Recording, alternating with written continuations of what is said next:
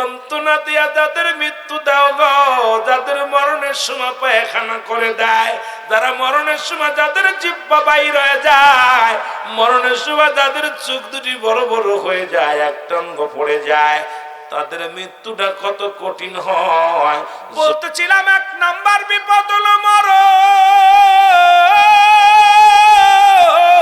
এর আল্লামা মুফতি আমজাদ আলী সাহেব বলে, দুনিয়ার মানুষ শোনো, 70টা তাজা উটের গায়ের চামড়া জবাই না করিয়া উল্টো দিকে টান দিয়া সিরিয়া লবণ আর মরিচ লাগা দিলে যতটুকু যন্ত্রণা হয়, এর চাইতে 70 গুণ যন্ত্রণা হলো একটা সাধারণ মৃত্যু। এখন মরণকালে যারা পায়খানা করে দেয়, মরণকালে যারা প্রস্রাব করে দেয়, মরণকালে অনেকেই জিহ্বা বাইর হয়ে যায় রে। মরণের সময় অনেকের চোখ দুটি বড় বড় হয়ে যায়, একটা অঙ্গ পড়ে যায়। আল্লাহ, তাদের মরণটা কত কঠিন হয়।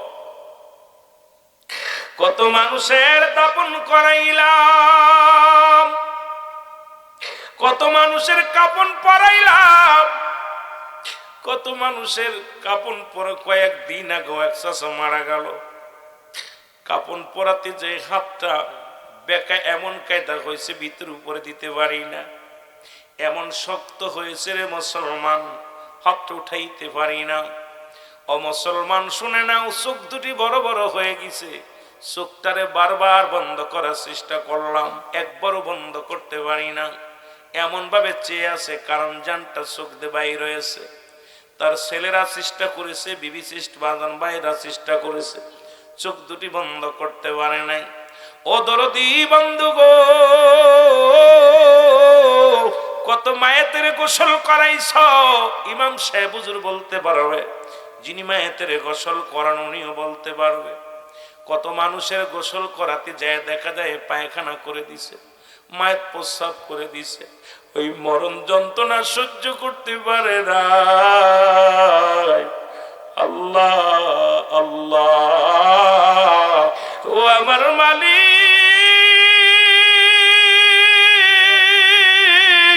আমাদের মরণটা তুমি সহজ করে দিও আল্লাহ। ওই মরণের সময় যেন কালেমা পড়তে পড়তে মরতে পারি, ওই কালেমা যেন আমাদের নসিব হয়ে যায় মালিক।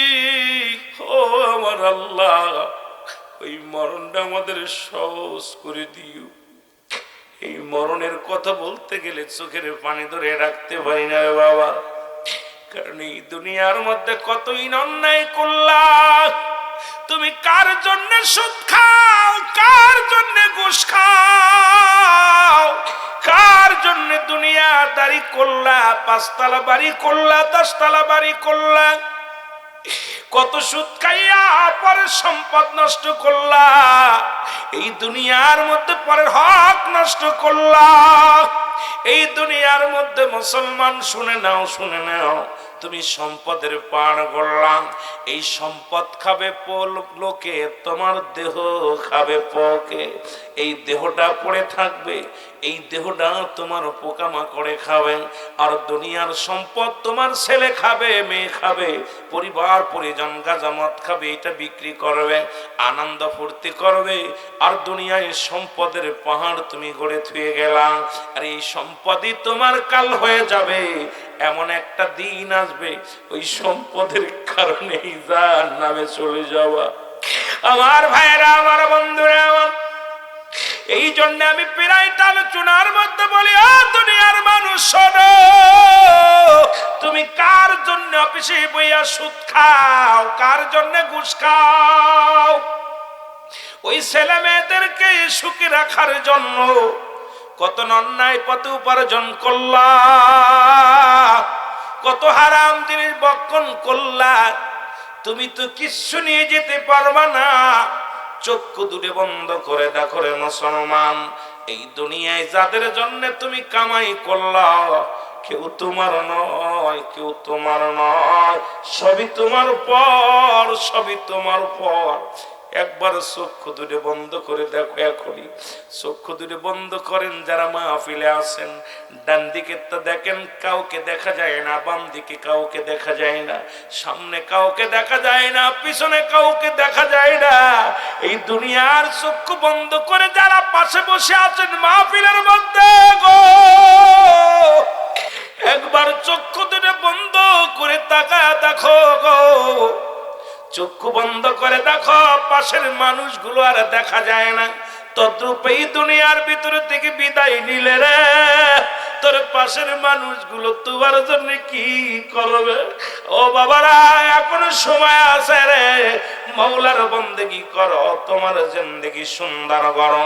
কারণ আল্লাহর আদালতে কোনো কৈফিয়ত চলবে না, কোনো জবাব চলবে না। আল্লাহর দরবারে ধরা পড়ে যাব। আল্লাহ আমাদের ইমানি মৃত্যু দিও, আমাদের ইমানকে সালিম করে দিও। জোরে জোরে চিল্লায় বলা যাবে না আল্লাহু আকবার। পৃথিবীর সব কিছু অস্বীকার করা যাবে, কোরআনের সমস্ত আয়াত অস্বীকার করতে পারবেন, একটা আয়াত অস্বীকার করার মতো ক্ষমতা নাই কারো।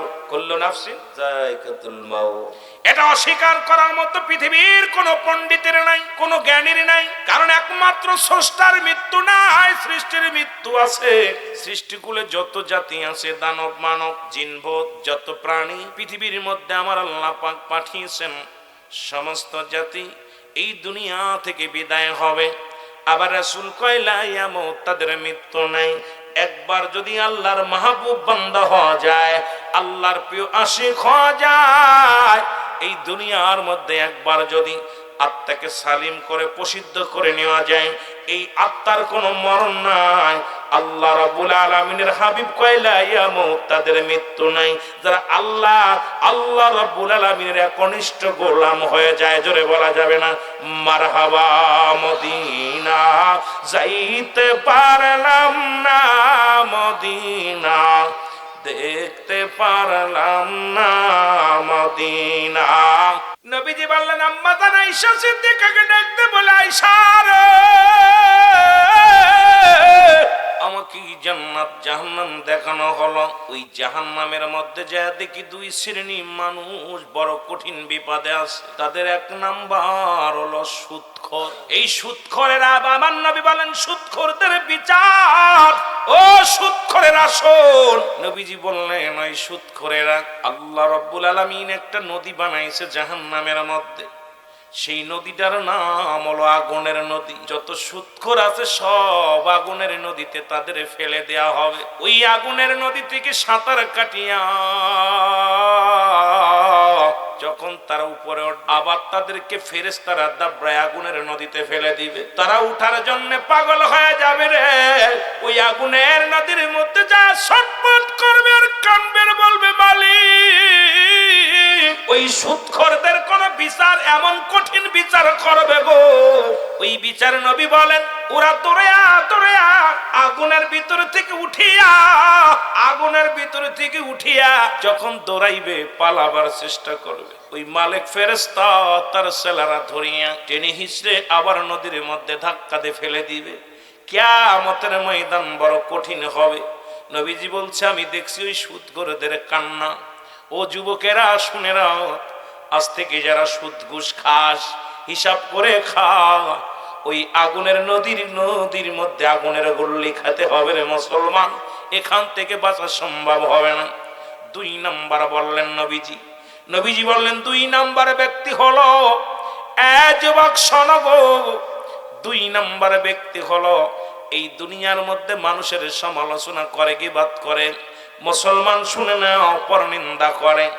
যেই সমস্ত আমি বড় আশ্চর্য হয়ে গেলাম, একদল মানুষ ওই লোকের সামনে দাঁড়ায়া যাবে।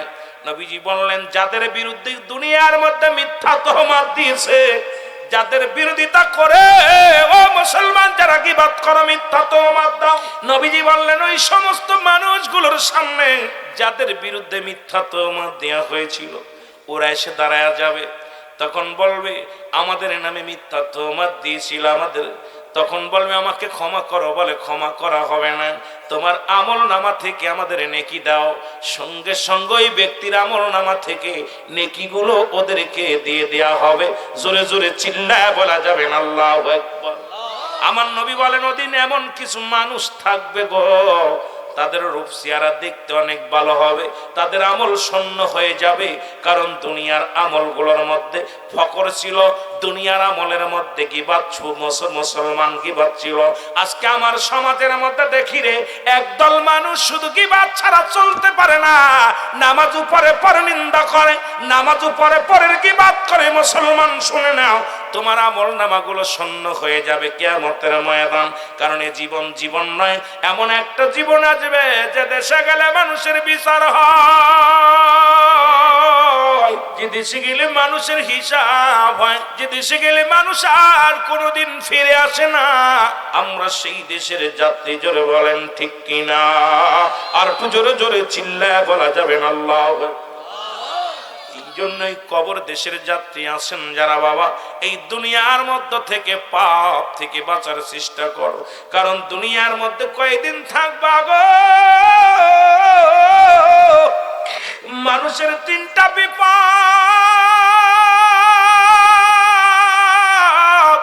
নাম্বার 1 হলো মানুষের মরণ, নাম্বার 2 হলো কবর, নাম্বার 3 হলো কিয়ামতের ময়দান। আল্লাহ এই তিনটা বিপদ থেকে আমাদেরকে তুমি রক্ষা করো আল্লাহ।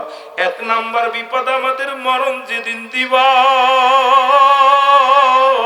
যেদিন আজরাইলকে পাঠায় দিবা গো মালিক, আমাদের মৃত্যুর সময় আমাদের জবানে মধুর কালিমা জারি করে দিও আল্লাহ, আমাদের মৃত্যুটা আসান করে দিও।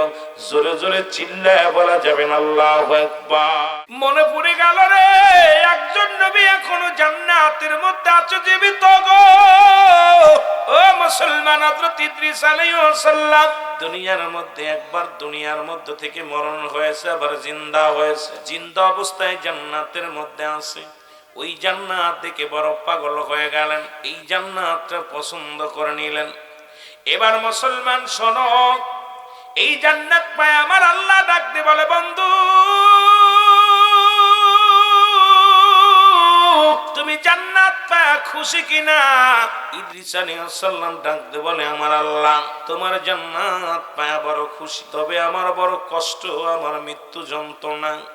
তোমার আজরাইল আমার রূহটা কেমনে নিছে, আমার বড় কষ্ট দিছে। ও যুবক শোন, একটু মরণের কথা কেন তোর অন্তরে ভয় লাগে না? ইদ্রিস আলাইহিস সালাম ডাক দিয়ে বলে, আল্লাহ তোমার জান্নাত পা বড় খুশি হয়েছে, তবে একটা কষ্ট, তোমার আজরাইল বুঝি আমার সাথে ভালো ব্যবহার করে নাই। আল্লাহ বলে, আজরাইল রে তাড়াতাড়ি যা, আমার বন্ধুর কাছে যা। জিবরিল আমিন আসিয়া সালাম দা, আসসালামু আলাইকুম নবী ইদ্রিস আলাইহিস সালাম গো। ইদ্রিস আলাইহিস সালাম বলে, আজরাইল আগে বলো আমার জানটা কেমনে তুমি বাইর করেছো, আমার মৃত্যুটা কেমন হয়েছে আমার বলো। আজরাইল কয়, হুজুর আমি সবার জান কবজ করতে দুনিয়ার মধ্যে আসি না, আমি এত বড় দানব, এই জমিনের মধ্যে থাকে আমার পা, মাথা থাকে আসমানে। সারা পৃথিবীর পানি যদি আমার মাথায় ঢেলে দেয়া হয়, একটু পানি জমিনের মধ্যে গড়ায় পড়ে না। ও নবী, আর পৃথিবীর মধ্যে সবার জান আমি কবজ করি না, একমাত্র ঈমানদারদের রূহ বাইর করার জন্য জমিনের মধ্যে আসি। আর মুনাফিক কাফেরদের জান, জাহান্নামীদের জানটা আমি বাইর করি। আসমান থেকে এমন একটা হুক্কার মারি গো, ওই না পায়খানা প্রস্রাব পর্যন্ত ভয়ে বাইর হয়ে যায়, জিহ্বা বাইর হয়ে যায়, চোখ দুটি বড় বড় হয়ে যায়, নাক কান্দে রক্ত বাইর হয়ে যায়। তাদের এত কষ্ট দিয়ে আমি মৃত্যু দিই গো। আল্লাহর নবী ইদ্রিস আলাইহিস সালাম বলে, আজরাইল আগে বলো আমার মৃত্যুটা তুমি কেমনে নিছো গো, জানটা তুমি কেমনে নিছো, মৃত্যু কেমনে হলো? বলে, হুজুর মায়ের বুকে দুধ খাইতে খাইতে সন্তান যেমনি ঘুমায়া যায়, আপনার রূহটা আমি এত আসানে নিছি, শুধু আপনার মাথার উপরে হাতখানা রেখেছিলাম, কষ্ট দিই নাই, কোনো কষ্ট দিই নাই। ইদ্রিস আলাইহিস সালাম একটা চিৎকার মেরে বলে, আজরাইল রে, এই মৃত্যু যদি এত কঠিন হয়, ও আজরাইল, এই মৃত্যু যদি এত কঠিন হয়, যারা যন্ত্রণা দিয়া যাদের মৃত্যু দাও গো, যাদের মরণের সময় পায়খানা করে দেয়, যারা মরণের সময় যাদের জিহ্বা বাইর হয়ে যায়, মরণের সময় যাদের চোখ দুটি বড় বড় হয়ে যায়, একটা অঙ্গ পড়ে যায়, তাদের মৃত্যুটা কত কঠিন হয়, জোরে জোরে চিল্লায় বলা যাবে না আল্লাহু আকবার। সহজ মৃত্যু যদি এত কঠিন হয়, কঠিন মৃত্যুটা কেমনে কঠিন হবে গো? এই মরণের স্বাদ গ্রহণ করা লাগবে। যত বড় টাকাওয়ালা হও, যত বড় বাড়িওয়ালা হও, গায়ের জোর দেখাইছো ফিরাউন নমরুদ, কারণ যারা খোদাই দাবি করেছিল তারাও দুনিয়ার মধ্যে নাই। এই এলাকার মধ্যে এমনও দামি মানুষ ছিল যাদের ভয়ে থরথর করে এলাকার মানুষ কাঁপতো। আজকে তাদের কবর উপর দিয়ে কুত্তা শেলে পায়খানা করে, কবর থেকে খেদানোর মতো ক্ষমতা আল্লাহ দেয় নাই। এমনও মানুষ ছিল যাদের ভয় এলাকার মানুষগুলো কথা বলতে পারতো না। এমপি সাহেব, মন্ত্রী সাহেব, টাকাওয়ালা, বড় মেম্বার সাহেব, কত মাতবার সাহেব, যাদের ভয় এলাকার মানুষ থরথর করে কাঁপতো, তাদের কবর উপর দিয়ে গরু ছাগলে ঘাস খায়, খেদানোর মতো ক্ষমতা নাই। তোমার মস্তানি কয়দিন হয়? 70 বছর নেয়, 80 বছর নেয়, 100 বছর। তোমার তো মুসলমান, একদিন তোমার শেষ হতে হবে। এই পৃথিবীর মধ্যে যারা খোদাই দাবি করেছিল তারাও দুনিয়া থেকে বিদায় হয়ে গেছে। যাদেরকে অর্ধ পৃথিবীর খলিফা বানানো হয়েছিল, যাদের এত পাওয়ার দিয়েছিল, তারাও দুনিয়া থেকে চলে গেছে। কেউ দুনিয়ার মধ্যে নাই। পৃথিবীর মধ্যে 4 জন ব্যক্তি প্রতাপশালী বাদশা বানাইলো আমার আল্লাহ, তাদেরকেও দুনিয়া থেকে নিয়ে গেছে মুসলমান। মুসলমানদের মধ্যে 2 জন, একজনের নাম হলো বাদশা সুলাইমান, যাকে আল্লাহ এত পাওয়ার, এত ক্ষমতা আল্লাহ দান করেছিল, তাকেও দুনিয়া থেকে নিয়ে গেছেন। আর একজন মুসলমানদের মধ্যে বাদশা জুলকারনাইন, আল্লাহ তাকেও দুনিয়া থেকে নিয়ে গেছেন। কাফেরদের মধ্যে 2 জন ছিল প্রতাপশালী বাদশা, অল পৃথিবীর মধ্যে নামি দামি টাকাওয়ালা। এদের মধ্যে একজনের নাম হলো বাদশা নমরুদ, আর একজনের নাম হলো বক্তানসর। এই 4 জন ব্যক্তি আল্লাহ এত সম্পদের পাহাড়, এত শক্তি তাদের দিয়েছিল, আল্লাহ তাদেরকেও দুনিয়া থেকে নিয়ে গেছেন। ও মুসলমান, তুমি একবার চিন্তা করে দেখো রে বাবা, এই দুনিয়া চিরস্থায়ী নয়, ক্ষণস্থায়ী জিন্দেগি। আমার আপনার জিন্দেগি হলো, পুরো জিন্দেগি হলো কবরের জিন্দেগি। জোরে বলো ঠিক কিনা? আল্লাহ বলে, দুনিয়ার মানুষ শুনে নাও, এই পৃথিবীর মধ্যে আমি কিচ্ছু বলতে কিচ্ছু রাখবো না গো।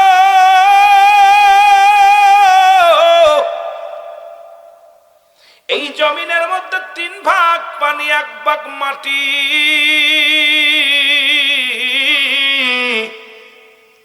আল্লাহ কয়, জমিনের মাটি গুলো আমি পুড়ে তামা বানায়া দিব। কি বানায়া দিব আমার আল্লাহ? জোরে বলেন, কি বানায়া দিব? এই মাটিরে কত কষ্ট দেয়, মাটির পথে হাঁটো। এই মাটি বারবার ডাকে, আয় আমার ভিতরে আয়। ও ঘুষখোর, ও সুদখোর বেনামাজি, ও সকলখোর নারী খোরায়, জিনা খোরায়, তোরে দেখবো আমি, তোরে সাইজ করার জন্য এমন সাইজ বানাইব।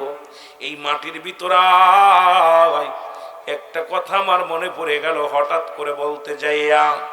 শেরে খোদা হযরত আলী রাদিয়াল্লাহু তাআলা আনহু, উনি রাস্তা দিয়ে যাইতেছিলেন, হঠাৎ এক বালকের গায়ে ধাক্কা লাগিয়া, হাতের মধ্যে তেল ছিল, তেলটা বালকের হাত থেকে পড়ে গেল। পড়ে যাওয়ার পর বালক বলে, আলী তুমি কে গো? কয়, আমি শেরে খোদা হযরত আলী। বলে, তুমি যেই হও না কেন আমার তেলটা দাও।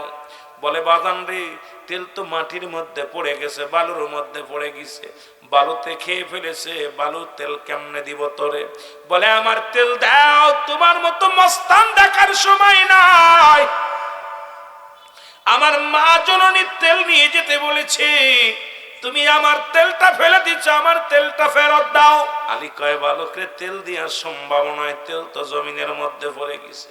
বলে আলী রে শুনে রাখো, তোমার পথ আমি আগলে দাঁড়িয়ে থাকলাম, যতক্ষণ পর্যন্ত তুমি আমার তেল না দিবা আমি তোমার পথ ছাড়ব না। শেরে খোদা হযরত আলী রাদিয়াল্লাহু তাআলা ইসলামের চতুর্থ খলিফা, হাতের মধ্যে মাটিগুলো নিয়ে জোরে একটা চাপ মারলেন। চাপ মারার পর সব তেল ছেড়ে দিল। তেলটা ছেড়ে দিলে বালকের হাতে দিয়ে বলে বালক নাও। বালক বলে আলী রে আমি অত্যন্ত খুশি হয়ে গেছি, তুমি তেলটা আমাকে ফেরত দিছো গো, আমি আমার মায়ের কদমে পৌঁছায় দিতে পারবো। যখন তেলটা নিয়ে বালক চলে গেল, পিছন থেকে আলী ওরাও না দিলেন, পিছন থেকে মাটি ডাক দেয় আলী আলী। আলী রাদিয়াল্লাহু তাআলা তাকা দেখে রে, হযরত আলী পিছন দিকে তাকা বলে কে রে আমার নাম ধরে ডাকিস? পিছন তাকায় দেখে কেউ কাউকে দেখা যায় না। আবার ডাক দে বলে আলী। পিছনে তাকায় দেখে কাউকে দেখা যায় না। তৃতীয়বার ডাকতে বলে আলী তুমি কই যাও, দাঁড়াও। আলী দাঁড়ায় গেলেন। মাটি বলে আলী রে শোনো, তুমি আমারে দেখবা না, শোনো আমি মাটি, তোমাকে বলতেছি শুনে নাও। আজকে আমারে যেমন চাপ দিয়ে আমার হাড্ডি বাংলা, মনে রেখো আমার ভিতরে তুমি আসবা, সেদিন আমিও তোমার হাড্ডি গুড্ডি ভেঙ্গে তছনছ করে দিব। হযরত আলী একটা চিৎকার মেরে নবীর কদমে কাঁদে আর বলে নবী গো, মায়ের নবী, দয়াল নবী গো, আমি আলী শেষ, আমি আলী শেষ নবী গো। আমার নবী ডাক দিয়ে বলে আলী রে তুই এত কাঁদিস কেন, তোর চোখে এত পানি কেন? আলী নবী কয় আলী তুই কাঁদিস না। আলী বলে নবী গো, দুনিয়া থেকে 10 জন সাহাবী জান্নাতের শুভ সংবাদ শুনেছিল, তার মধ্যে আমি 4র্থ নাম্বার সাহাবী ছিলাম। নবী গো আপনি বলছেন আবু বকর ফিল জান্নাতি, উমর হযরত উমর ফিল জান্নাতি, উসমান ফিল জান্নাতি, আলী ফিল জান্নাতি। নবী গো ওই 10 জন সাহাবীদের মধ্যে আমি 4 নাম্বার সাহাবী। আমার নবী কয় আলী রে তুই এত কান্দিস কেন রে, তোর চোখে কেন পানি? বলে নবী গো ওই কবর থেকে আমি বাঁচবো কেমনে, ভয়ে কান্দি। আইরে কপাল পুরা যুবক নবীর সাহাবীরা কান্দে, আইরে কপাল পুরা যুবক ওই মরণের ভয়ে নবীর সাহাবীরা কান্দে, মাটির ভয়ে কান্দে। আর তোরা গাঁজা খাস সেই মাটির মধ্যে বইয়া, বিড়ি খাস সেই মাটির মধ্যে বইয়া, মদ টানিস সেই মাটির মধ্যে বইয়া, তোদেরকে একবার মরণের চিন্তা হয় না? কবর তোরে ছাড়বে না। জোরে জোরে চিল্লায় বলা যাবে না আল্লাহু আকবার। নবী বলে আলী রে তুমি কেন এত দাও? বলে নবী গো আজকে এই কাজটা করেছি, মাটি আমাকে বলছে আলী তুমি যেই হও না কেন গো, আমার ভিতরে তুমি আসলে আমি তোমার এইরকম হাড্ডি গুড্ডি ভেঙ্গে দিব রে মুসলমান। হযরত নবী রাসূল আকরাম সাল্লাল্লাহু আলাইহি ওয়াসাল্লাম দোয়া করে। আলী কয় নবী গো, নবী একদিন নয় দুদিন নয়, আলী 1 বছর কাঁদতে লাগলেন। 1 বছর রোজার নামে কান্দে শুধু মাটির চাপের ভয়। ওরে মৌলবীরা শোন, মুন্সিরা শোন, আলেমরা শোন, সাধারণ পাবলিক শোন, তোদের কেন অন্তরের ভিতরে ভয় নাই? 1 বছর কান্দে। ঈদুল ফিতরের দিনে সব সাহাবী নামাজ আদায় করে সব যার রাসূলুল্লাহর সঙ্গে কদম মসি নবীর সঙ্গে মোলাকাত করে মুসাফা করে, রাসূলুল্লাহর কদমের মধ্যে পড়ে। নবী দেখে আলী নাই। আমার নবী কয় আমার আলী কই রে? কয় হুজুর আলী কয় কয়ে আলীরে খুঁজে পায় না। আমার নবী রওনা হয়ে গেলেন, আলীর ঘরের মধ্যে আসলেন, সালাম দেয় আসসালামু আলাইকুম আলাল বাইত। ঘরের ভিতর থেকে আওয়াজ আসে কান্নার আওয়াজ, হাউমাউ করে কান্দে। নবীর কান্না, আমার নবী ডাক দিয়ে বলে আলী রে তুমি কেন কান্দ? হযরত আলী বলে নবী গো আমার ওই দিনটার কথা মনে পড়ে যায়, ওই মাটি আমার সাথে কথা বলেছিল, আমারে চাপ দিবি কবরের মধ্যে আমারে ধরবে, ওই ভয়ে আমি আলী কান্দি। আমার নবী আল্লাহর দরবারে প্রার্থনা করে, আলীর চোখের পানি আল্লাহ কবুল করেছে, মাটি মাফ করে দিছে হযরত আলীকে। এলাহাম আসে নবী ডাক দে, আলী রে, মাটি তোমাকে ক্ষমা করে দিছে, তোমার কান্না একদিন নয় দুদিন নয়, একটা বছর অজর নয়নে কাঁদছে। আর আমরা সেই মাটির উপরে কত পাপ করি, কতই অন্যায় করি মুসলমান, শুনে নাও। এই মাটির ভিতরে যখন যাব, কেউ দেখার মতো কেউ থাকবে না, বন্ধু থাকবে না, বান্ধব থাকবে না, বিবি থাকবে না, ছেলে থাকবে না, আত্মীয়স্বজন থাকবে না। ওই মাটির কবরে কেমনে থাকবো? আল্লাহ আল্লাহ, মাটির কবরে কোনো বাতি নাই, মাটির কবরে কোনো সাথী নেই, মাটির অন্ধকার কবর, কবর। তোর ওই অন্ধকারের ভিতরে কেমনে থাকবো আল্লাহ? ওই কবরের জিন্দেগি কেমনে কাটাইব আল্লাহ? নির্জন কবরে যেদিন রেখে দিবে রে আল্লাহ, আল্লাহ এই দুনিয়ার সব গুনাহ মাফ করিয়া দিও। ওই 2 নাম্বার বিপদ আমাদের কবর, ওই কবর থেকে আমাদেরকে দয়া করো, কবরে আযাব থেকে যেন আমরা বাঁচতে পারি। জোরে জোরে চিল্লায় বলা যাবে না আল্লাহু আকবার। এই দুনিয়ার মানুষ, আমি যে কথা বলতেছিলাম, আল্লাহ বলে বান্দারে কিচ্ছু বলতে কিচ্ছু আমি রাখবো না। এই জমিনটা পুরা, জমিনটার মধ্যে যা কিছু আছে সব চূর্ণ বিচ্ছিন্ন করে দিবে, মাটিগুলো পোড়ায় তামা বানায়া দিবে। পৃথিবীর মধ্যে 3 ভাগ পানি 1 ভাগ মাটি, ওই পানিগুলো পুড়ে হয়ে যাবে ছাই। কি হয়ে যাবে? পানিগুলো পুড়ে হয়ে যাবে ছাই। একটু ভাবার দরকার মুসলমান, যে পানি দিয়ে আগুন লিবানো হয়, সেই পানিগুলো পুড়ে ছাই হয়ে যাবে, তামাম জমিনটা পুড়ে তামা হয়ে যাবে, ধোলার জমিনগুলো পুড়ে তামা হয়ে যাবে। যেদিন কিচ্ছু বলতে কিচ্ছু থাকবে না, কোনো কীট পতঙ্গ থাকবে না, বাড়ি থাকবে না, ছেলে থাকবে না, বিবি থাকবে না, পরিবার ও পরিজন থাকবে না, এমনকি আপনিও থাকবেন না। আল্লাহ কয় বান্দা সেদিন থাকবো শুধু আমি আল্লাহ। জোরে বলেন কে থাকবে? আল্লাহ কয় বান্দা সেদিন থাকবো শুধু আমি থাকবো আমার হাবিবের ভালোবাসা নিয়ে। এই জন্য আপনাদের কাছে জোরহাত করে বলে যায়, আজ থেকে এতদিন যা করছেন করছেন, আজ থেকে আমার আল্লাহর গোলাম নবীজির প্রেমের মালা গলায় পড়তে হবে। 1 ওয়াক্ত নামাজ কাজা দিব না, অন্যায় করব না, জুলুম করব না, ব্যভিচার করব না, দুনিয়ার মধ্যে মানুষের হক নষ্ট করব না, রাসূলুল্লাহর পথে চলব। আল্লাহ যেন চলার তৌফিক দান করে। জোরে জোরে চিল্লায় বলো আল্লাহু আকবার। আমার ভাইরা, আমার বন্ধুরা, আমার 2 নাম্বার বিপদ হলো মানুষের কবর। ওই মৃত্যুর মধ্যে যদি থাকি রে মুসলমান, সারা রাত পার হয়ে যাবে, শেষ করতে পারবো না। 2 নাম্বার বিপদ হলো মানুষের মরণ। জোরে বলেন আল্লাহু আকবার। একটু জোরে জোরে চিল্লায় বলেন আল্লাহু আকবার। 2 নাম্বার বিপদ হলো মানুষের মরণ। 1 নাম্বার মরণ, 2 নাম্বার হলো কবর।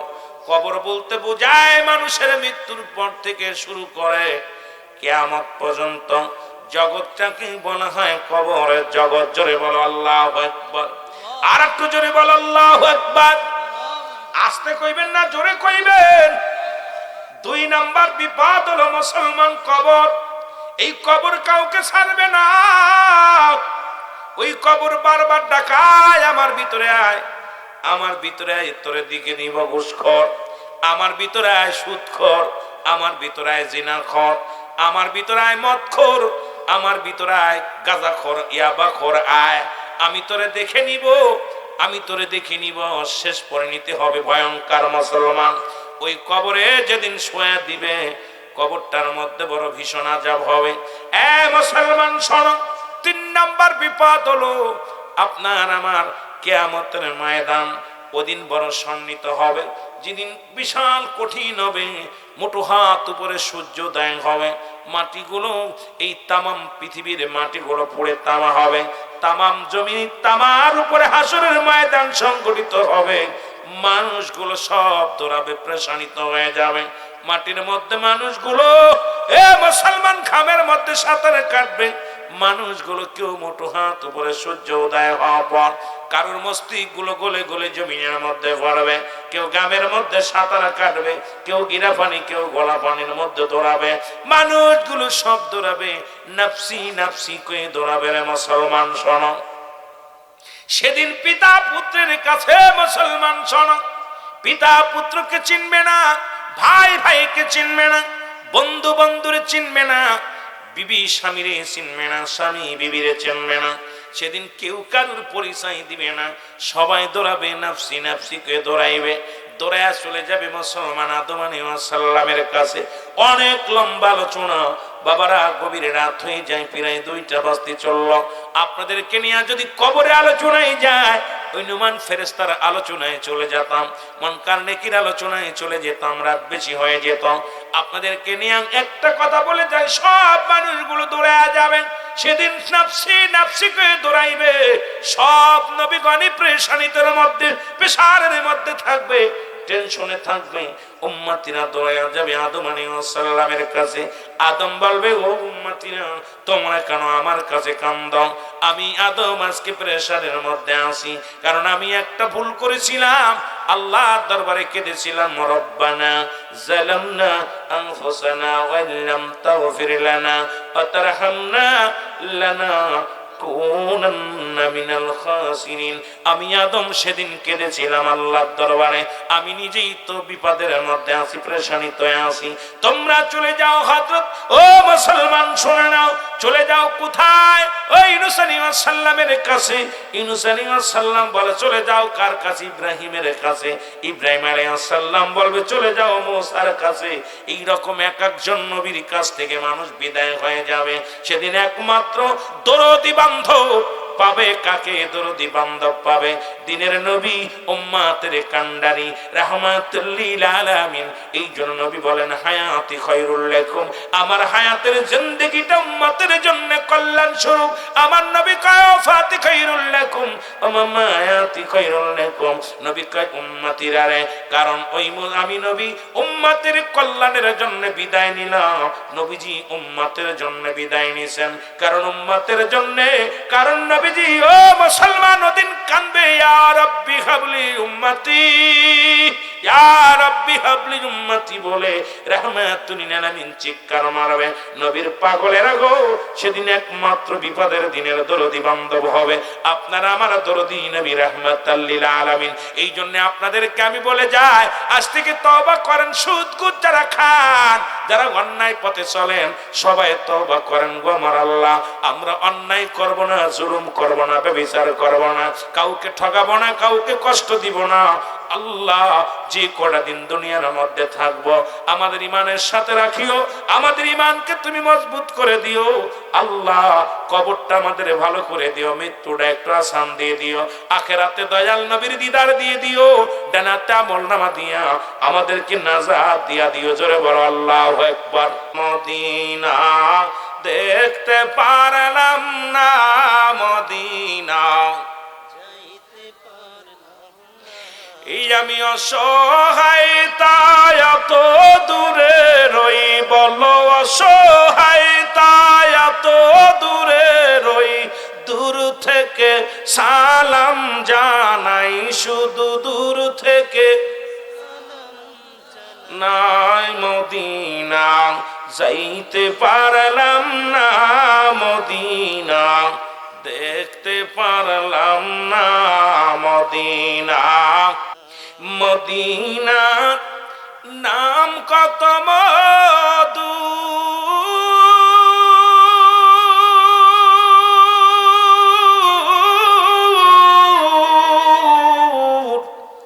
মদিনা আর যে কত দূর, ওই মদিনার পথের ধুলি, বলো ওই মদিনার মাখতে পারলাম না, মদিনা। একটু বলেন না জোরে জোরে, মদিনা দেখতে পারলাম না, মদিনা যাইতে পারলাম না, মদিনা। আমি অসহায় তাই এত দূরে রই, বলো অসহায় তাই দূর থেকে সালাম জানাই, শুধু দূর থেকে। নাই মদিনা যাইতে পারলাম না, মদিনা মদিনার নাম কত সুন্দর,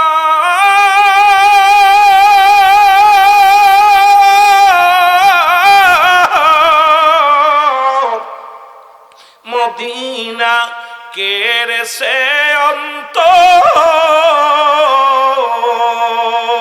এই গরিব দুঃখীর সালাম খানি, গরিব দুঃখীর পৌঁছাই দিও মদিনায়, মদিনা যাইতে পারলাম না, মদিনা।